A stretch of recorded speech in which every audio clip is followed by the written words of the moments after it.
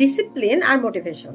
Discipline কোনো natural talent না, এটা একটা স্কিল যেটা আপনিও ডেভেলপ করতে পারেন, যে কেউ ডেভেলপ করতে পারে। একটা উদাহরণ দেই, মনে করেন আপনি একটা পাথর ভাঙার চেষ্টা করছেন এবং প্রতিনিয়ত হাতুড়ি দিয়ে আঘাত করছেন, কিন্তু পাথরটা ভাঙছেই না। এভাবে আপনি 10 দিন, 20 দিন, 25 দিন আঘাত করতে আছেন এবং শেষ পর্যন্ত এমন একটা দিন আসবে যখন আপনি মাত্র একবার আঘাত করাতেই পাথরটা ভেঙে চূর্ণ বিচূর্ণ হয়ে যাবে। অনেকেই বলবে এটা তো মাত্র একটা বার ছিল, কিন্তু আপনি জানেন এই একটা বারের পিছনে কতগুলো অগণিত বার ছিল। আমাদের বর্তমান লাইফে ডিস্ট্রাকশনের অভাব নেই। Social media, notification, web series, অগণিত ডিস্ট্রাকশন যেগুলো আমাদের গ্রোথকে রোধ করে ওই বড় পাথরের মতো।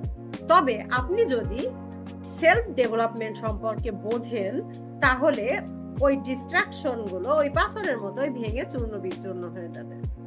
এবার আসি মোটিভেশন। মোটিভেশন অনেকটা ইলেকট্রিসিটির মতো।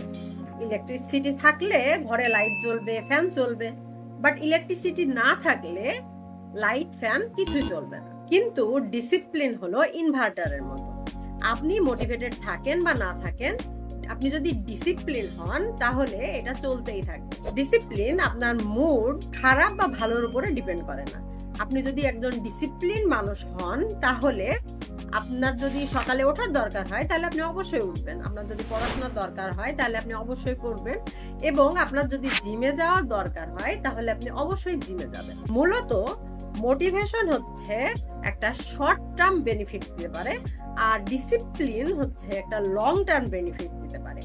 মোটিভেশন মুড, ফিলিংস বা ইমোশনের উপরে ডিপেন্ড করে, আর ডিসিপ্লিন হচ্ছে ইন্ডিপেন্ডেন্ট, সে কারোর উপরে ডিপেন্ড করে না। মোটিভেশন হচ্ছে একটা স্ট্রং কিক যেটা আপনাকে কোনো কাজ শুরু করতে দারুণভাবে সাহায্য করতে পারে, আর ডিসিপ্লিন হচ্ছে আপনার লাইফের একটা পার্ট যেটা আপনার পার্টনার হয়ে আপনার লাইফটাকে আরো সুন্দরভাবে গোছাতে সাহায্য করে।